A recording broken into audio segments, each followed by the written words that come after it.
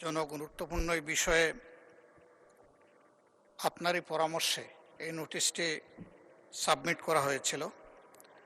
আজকে আলোচনার জন্য ফিক্স করা হয়েছে, এই জন্য আমি আপনাকে ধন্যবাদ জানাচ্ছি।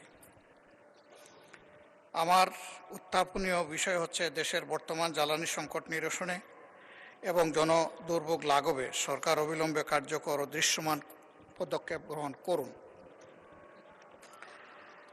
আলোচনা উত্থাপনের কারণ: বর্তমানে সারা দেশে জ্বালানি সংকট তীব্র আকার ধারণ করেছে। পাম্পগুলোতে দীর্ঘ এবং ঘন্টার পর ঘন্টা অপেক্ষা করেও মানুষ জ্বালানি পাচ্ছে না, যার ফলে জনজীবনে বহুমাত্রিক সংকট দেখা যাচ্ছে। দুর্ভাগ্যজনক বিষয় হলো, সারা দেশে যখন জ্বালানির জন্য হাহাকার চলছে, তখন সরকারের দায়িত্বশীল ব্যক্তিরা সংকটের কথা অস্বীকার করে বিভ্রান্তিকর দাবি জানাচ্ছেন। সরকারের এই বাস্তবতা বিবর্জিত ও অস্বীকারের প্রবণতা সংকটকে আরও ঘনীভূত করছে এবং সাধারণ মানুষকে বিভ্রান্ত ও ক্ষুব্ধ করে তুলছে। তাই বর্তমান সংকটের প্রকৃত তথ্য প্রকাশপূর্বক এবং সংকট নিরসনে সরকারের স্বচ্ছতা নিশ্চিত করা এবং দ্রুত সমাধান অতি জরুরি। মাননীয় স্পিকার, এ বিষয়টা আসলেই বাংলাদেশের একক বিষয় নয়। এ বিষয়টা আমরা আগেও বলেছি, একটা গ্লোবাল ম্যাটার।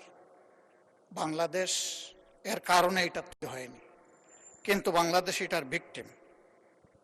ডিমান্ড এর সাথে সাপ্লাইয়ের মিল ছিল না বলে এই সংকটটা দেখা দিয়েছে।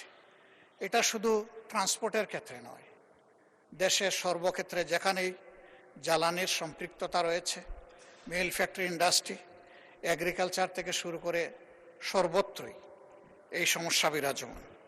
তাই বিষয়টি আলোচনার সবিশেষ দাবি রাখে। আমি আমার নোটিশ উত্থাপন করে আপাতত এখানে আমি বিদায় নিচ্ছি।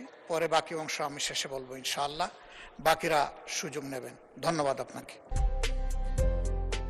প্রিমিয়ার ওয়ারড্রোব, গুছিয়ে ফেলুন জীবনটাকে।